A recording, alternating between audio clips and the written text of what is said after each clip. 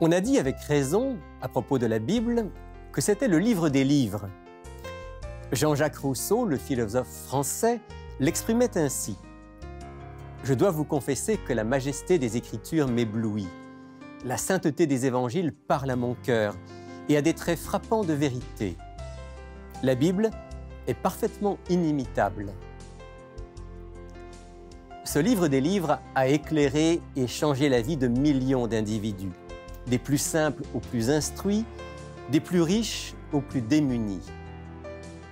Le message de la Bible peut transformer durablement votre vie et la mienne, à condition de savoir comment aborder ce livre hors du commun.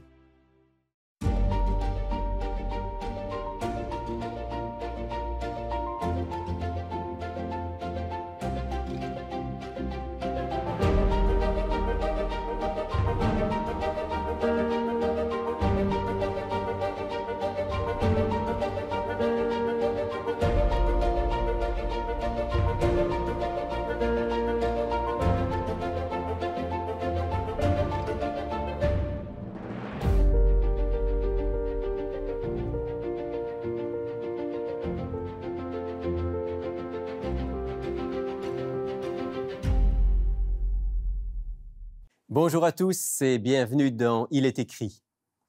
La Bible est vraiment un livre hors du commun.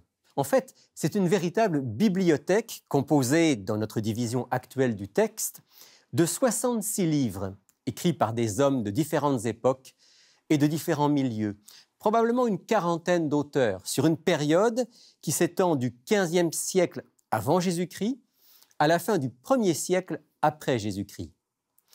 Tous ces écrits ont été collectionnés, recopiés, préservés au fil des siècles, d'abord par le peuple juif pour l'Ancien Testament, puis par les premiers chrétiens pour le Nouveau Testament. Ces textes sont vraiment très divers dans le style d'écriture, allant du récit historique à la poésie, des prières aux textes de loi, des lettres personnelles aux conseils de sagesse et de morale, ou encore des messages d'avertissement aux prophéties sur l'histoire finale de notre monde. Et pourtant, dans toute cette diversité, il y a un même souffle, une même inspiration qui fait que l'on peut parler à la fois des saintes écritures au pluriel et de la Bible au singulier. Parce que tous ces textes ont un lien profond qui les unit les uns aux autres. Au cœur, au centre du message de la Bible, il y a bien sûr Dieu le Créateur et Jésus-Christ, le Messie, le Sauveur de l'humanité. Et puis, la relation d'amour et d'intégrité que chaque être humain est invité à développer avec son Créateur et avec son prochain. Je sais que la Bible est un livre qui fait un peu peur à beaucoup de gens. D'abord parce que c'est un gros livre et qu'on se demande si on arrivera à le lire en entier. Et ensuite parce qu'on se dit que c'est un livre compliqué, difficile à comprendre. Certains auditeurs me posent la question, mais par où faut-il commencer? D'autres m'ont dit, j'ai commencé à la lire, mais je ne comprends pas grand-chose. Un ami me racontait sa tentative personnelle de lire la Bible. Alors au début, disait-il, le livre de la Genèse, les premiers chapitres de l'Exode, c'est de l'histoire, ça allait à peu près. Mais quand je suis arrivé dans les textes de loi, de l'Exode et du Lévitique, alors là, j'ai abandonné. C'est vrai, approcher ce livre n'est pas toujours évident. Ça demande un certain effort, mais soyez certains que c'est un effort qui sera récompensé. Permettez-moi aujourd'hui de partager avec vous 4 clés qui pourraient vous aider à faire de la découverte de la Bible une expérience marquante, enrichissante, vivifiante. Je ne prétends pas vous donner la recette, parce que chacun est différent, et Dieu dirige chaque être humain en fonction de son histoire, de ses besoins spécifiques. Mais ce que je vais partager avec vous est tiré de mon expérience personnelle et de celle de plusieurs autres. Et je crois que ça pourra vous être utile, au moins à certains d'entre vous. Je vais introduire chaque conseil pour lire la Bible par une citation de ce livre des livres. Ma première citation se trouve dans la 2e lettre de Paul à Timothée, au chapitre 3 et au verset 16. 2 Timothée, chapitre 3, verset 16. Toute écriture est inspirée de Dieu et utile pour enseigner, pour convaincre, pour corriger, pour éduquer dans la justice. Rien que sur ce verset, on pourrait faire une émission complète. Mais ici, je veux surtout retenir un élément. Le texte commence par « Toute écriture est inspirée de Dieu ». C'est-à-dire que pour comprendre la Bible et le message de Dieu, il faut nous familiariser avec l'ensemble du texte biblique. Seule une lecture de toute la Bible nous permettra d'avoir une vision équilibrée de qui est Dieu, qui nous sommes, quel est le plan divin pour notre vie présente et éternelle. Pour trouver les réponses aux grandes questions de la vie, grandir dans la foi, dans l'amour, dans la vérité, nous avons besoin de l'ensemble du message biblique. Alors bien sûr, les évangiles, la vie du Christ, ce sera toujours le centre, mais tout le reste de la Bible est utile et nécessaire. D'où la première clé pour une approche de la Bible qui soit profitable. Mettez en place un plan de lecture suivi et systématique de l'ensemble des Saintes Écritures. Oh, je sais, ça peut faire peur. Comment est-ce que je vais arriver à lire tout ça?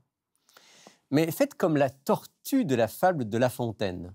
Avancez tranquillement, à votre rythme, régulièrement et avec persévérance.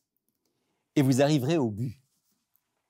En lisant environ 3 chapitres par jour, certains jours un peu plus, d'autres jours un peu moins, il ne vous faudra guère plus d'1 année pour arriver au bout de votre lecture de la Bible.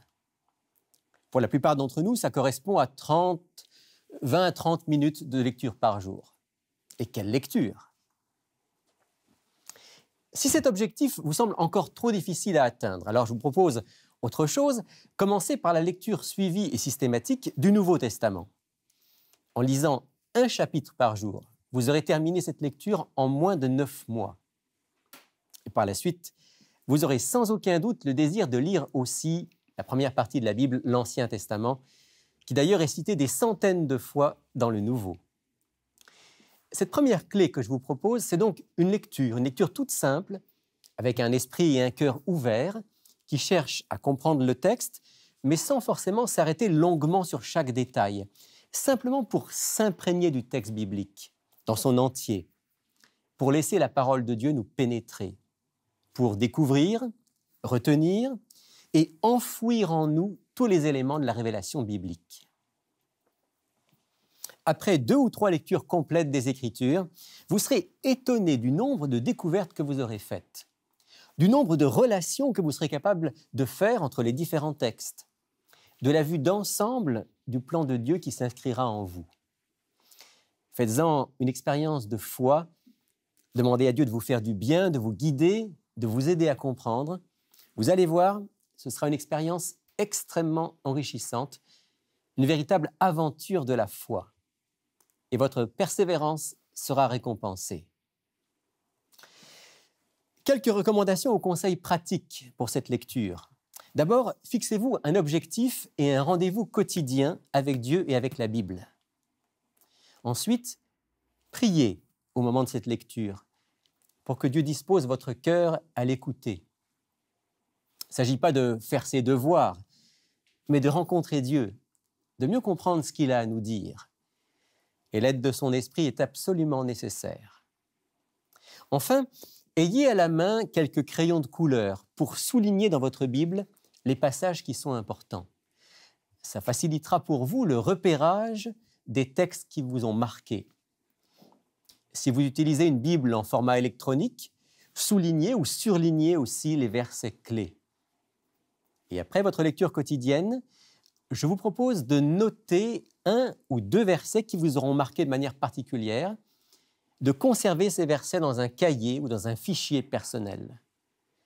Ces extraits de la Bible deviendront votre trésor personnel. Vous pourrez y revenir à chaque fois que vous le voudrez, à chaque fois que vous en aurez besoin. La clé numéro 1, c'est donc une lecture suivie, quotidienne, tranquille, régulière, d'1 ou plusieurs chapitres de la Bible, pour se familiariser avec les textes, pour développer une vue d'ensemble du message de Dieu, tout en notant les passages qui nous touchent particulièrement. Personnellement, je fais ça depuis une trentaine d'années. Je relis la Bible en entier presque chaque année et je continue à découvrir sans cesse et à approfondir ce message infini de Dieu. Mais si vous vous lancez dans cette lecture, vous allez aussi vous rendre compte que vous aurez beaucoup de questions. Et ça nous amène à la deuxième clé pour approcher la Bible, que j'introduis en lisant un texte du livre des Actes des Apôtres au chapitre 8, versets 27 à 35. Acte 8, 27 à 35. Un Éthiopien, un eunuque, ministre de Candace, reine d'Éthiopie, et surintendant de tous ses trésors, venu à Jérusalem pour adorer, s'en retournait, assis sur son char, et il lisait le prophète Ésaïe. L'Esprit dit à Philippe, « Avance, approche-toi de ce char. » Philippe accourut et il entendit l'Éthiopien qui lisait le prophète Ésaïe. Il lui dit, « Comprends-tu ce que tu lis ?» Il répondit, « Comment le pourrais-je si personne ne me guide ?» Et il invita Philippe à monter et à s'asseoir avec lui. Le passage de l'Écriture qu'il lisait était celui-ci. « Il a été mené comme une brebis à la boucherie, comme un agneau muet devant celui qui le tond. Il n'a point ouvert la bouche. Dans son humiliation, son jugement a été levé. Et sa postérité, qui la dépeindra, car sa vie a été retranchée de la terre ?» L'eunuque dit à Philippe, « Je te prie, de qui le prophète parle-t-il ainsi? Est-ce de lui-même ou de quelqu'un d'autre ?» Alors Philippe, ouvrant la bouche et commençant par ce passage, lui annonça la bonne nouvelle de Jésus. La clé numéro 2, c'est l'étude approfondie de textes ou de thèmes bibliques. Ici, le ministre éthiopien se demandait de qui parlait la prophétie d'Ésaïe au chapitre 53, et c'est l'évangéliste Philippe qui lui a expliqué. Philippe lui a permis, à travers l'explication de ce texte et des liens avec d'autres textes, de réaliser qu'il s'agissait d'une annonce prophétique du Messie, de Jésus de Nazareth, mort sur une croix et ressuscité. L'étude de ce passage biblique a été déterminante pour cet Éthiopien qui a été baptisé juste après et sans doute devenu l'un des fondateurs de l'Église chrétienne en Éthiopie. Certains textes ne sont pas clairs à la première lecture. On peut même affirmer, sans risquer de se tromper, que certains passages nous paraîtront nébuleux, incompréhensibles, voire choquants. Il ne faut pas se laisser ébranler ou décourager par de tels passages, comme le précieux minerai qui demande l'usage de la pelle, de la pioche, du tamis, avant d'apparaître sous la roche vulgaire. Les plus belles vérités de la Bible se cachent parfois derrière des textes qui résistent, qui nécessitent une étude approfondie. Alors, notez toutes les questions qui viennent à votre esprit, que ce soit en lisant les textes bibliques ou tout simplement en lien avec les expériences de la vie. Et cherchez les réponses, en n'hésitant pas, comme l'eunuque éthiopien, à demander de l'aide. Il existe de nombreux outils pour étudier la Bible. Des introductions au monde de la Bible, aux différents livres de la Bible, des commentaires verset par verset, des études bibliques par thème, toutes sortes de bons matériels, disponibles le plus souvent en ligne, quelquefois seulement en format papier. Ces outils sont très utiles, mais attention, ne prenez pas pour parole d'évangile n'importe quel commentaire ou n'importe quelle étude humaine. Faites comme les Juifs de la ville de Bérée en Grèce. Lorsqu'ils ont reçu la visite de l'apôtre Paul, ils l'ont entendu parler de Jésus de Nazareth comme étant le Messie. Le livre des Actes, chapitre 17, verset 11, nous parle de leur attitude à ce moment-là. Actes, chapitre 17, verset 11. Ces Juifs avaient des sentiments plus nobles que ceux de Thessalonique. Ils reçurent la parole avec beaucoup d'empressement et ils examinaient chaque jour les Écritures pour voir si ce qu'on leur disait était exact. Prenons l'habitude de ne laisser personne penser à notre place, de toujours vérifier par l'étude les enseignements que nous pouvons recevoir. C'est notre privilège que de développer nos capacités intellectuelles, notre discernement, en étudiant le livre des livres, en comptant toujours, bien sûr, humblement sur l'assistance de Dieu dans nos recherches. Comme dit l'apôtre Paul, nous avons besoin de ce renouvellement de l'intelligence pour pouvoir discerner la volonté de Dieu, ce qui est bon, agréable et parfait. Vous le savez, il est écrit à beaucoup d'outils, d'études bibliques, de commentaires à votre disposition. Nous avons une équipe qui répond à vos questions. Alors n'hésitez pas à en profiter, à prendre contact avec nous. Mais là aussi, ne nous croyez pas sur parole, vérifiez dans les Écritures pour voir si ce que nous disons est exact. Clé numéro 1, une lecture suivie, régulière, complète des textes de la Bible pour s'en imprégner, avoir une vue d'ensemble, globale et équilibrée. Soulignez, notez les passages importants que l'on veut retrouver facilement. Clé numéro 2, étudier les textes ou des thèmes importants de la Bible avec l'aide d'outils ou de personnes qui peuvent nous aider à comprendre, en gardant toujours notre sens critique, notre réflexion personnelle. La clé numéro 3 nous est révélée par le psaume 1, psaume 1er, les 3 premiers versets. Heureux l'homme qui ne marche pas selon le conseil des méchants, qui ne s'arrête pas sur la voie des pécheurs, qui ne s'assied pas en compagnie des moqueurs, mais qui trouve son plaisir dans la loi de l'Éternel et qui la médite jour et nuit. Il est comme un arbre planté près d'un courant d'eau qui donne son fruit en sa saison et dont le feuillage ne se flétrit point. Tout ce qu'il fait lui réussit. Heureux celui qui médite la loi, la parole de l'Éternel, dit le psalmiste. Que signifie méditer? D'après le dictionnaire, il s'agit de soumettre à une longue et profonde réflexion, de penser longuement à un sujet. Dans le sens biblique, on pourrait dire que c'est intérioriser un enseignement divin en s'y arrêtant, en y réfléchissant, pour l'appliquer de manière concrète à notre vie. Quand on médite la Bible, il ne s'agit plus seulement de lire les textes, ni même de comprendre en profondeur leur sens, ce qui est l'étude, mais plutôt d'en faire une application concrète pour notre vie. La méditation de la Bible se transforme souvent en prière, en décision pour nos vies, en acte d'amour envers les autres, en engagement nouveau ou renouvelé. Concrètement, la méditation n'est pas forcément un moment à part dans notre approche de la Bible, mais par exemple, dans notre lecture suivie dont on parlait tout à l'heure, il peut y avoir un passage, un verset, une expression qui a fait tilt, qu'on a souligné, noté, et sur laquelle l'Esprit de Dieu nous invite à réfléchir un moment. Même chose quand on étudie un texte ou un sujet. Choisissons de réserver du temps à cette méditation. Par exemple, les dernières minutes de notre lecture ou de notre étude, pour écouter la voix de Dieu nous parler personnellement. La méditation, c'est surtout un état d'esprit à développer. Ne jamais lire pour lire ou simplement pour une découverte intellectuelle, mais toujours avec le désir de trouver un enrichissement pour l'âme, une parole de Dieu pour moi. Tout comme la prière à laquelle elle est toujours associée, la méditation implique un peu de temps, de tranquillité. On ne médite pas correctement avec un œil sur la montre.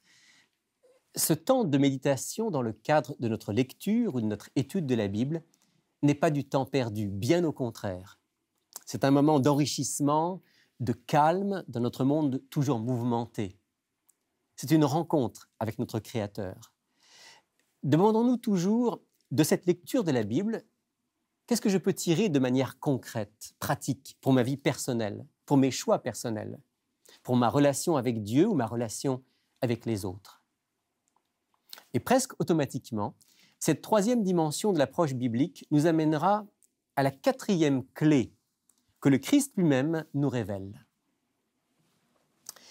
La clé numéro 4 est clairement mentionnée par Jésus dans son discours sur la montagne, dans Matthieu chapitre 7, versets 34 et 35. « Quiconque entend de moi ces paroles et les met en pratique sera semblable à un homme prudent qui a bâti sa maison sur le roc.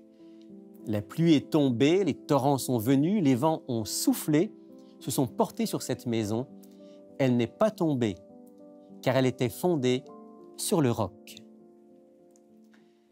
Mettre en pratique, voilà l'objectif que nous devons avoir en lisant la Bible.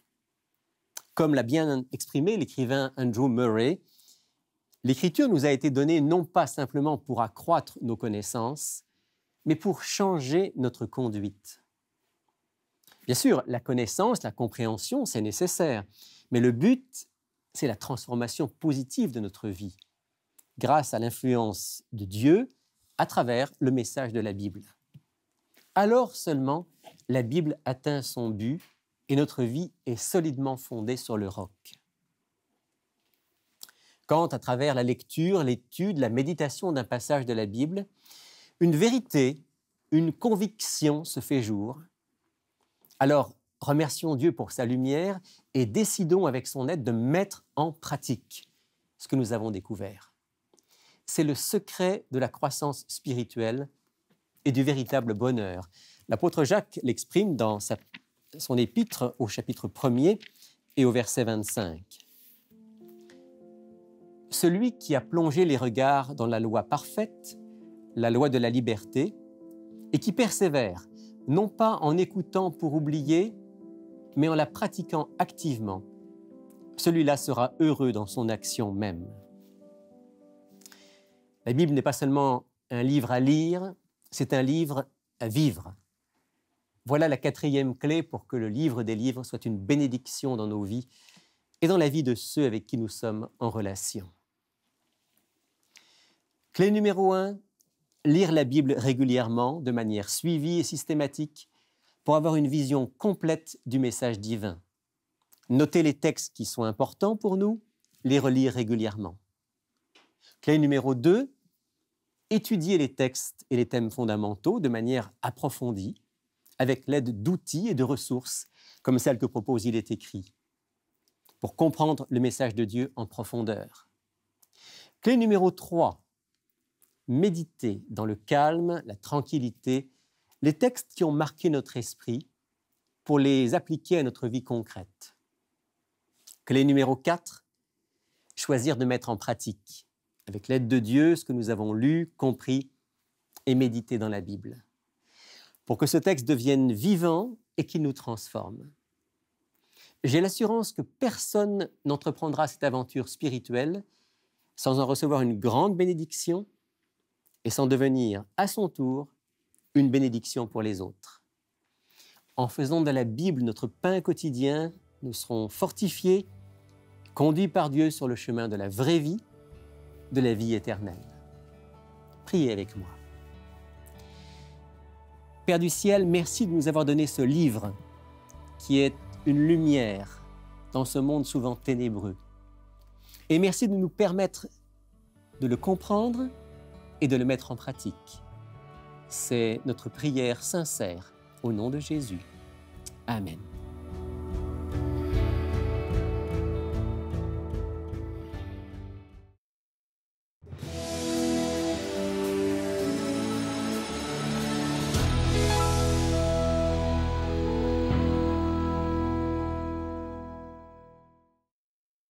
Bonjour France. Bonjour Rémi.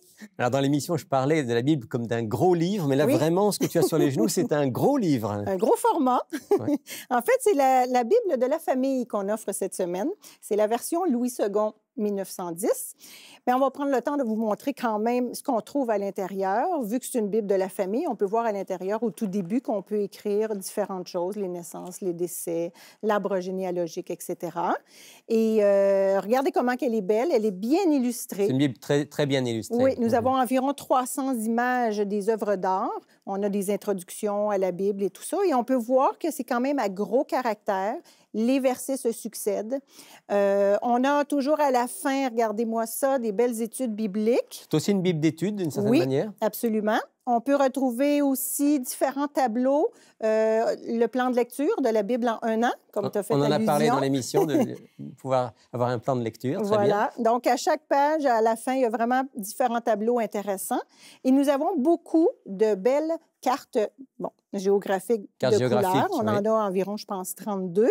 Et regardez, à la toute fin, j'ai un beau tableau ici qu'on voit l'ordre chronologique des événements bibliques ainsi que les livres, à quelle époque ils ont été écrits. Donc, ça permet de se situer dans le temps, à quel moment un livre a été écrit et les grands personnages bibliques, les grands événements de la Bible. Oui, voilà. Donc, ça nous aide vraiment à bien comprendre et nous l'offrons C'est un cadeau quand même. Les frais de port inclus, 100 $.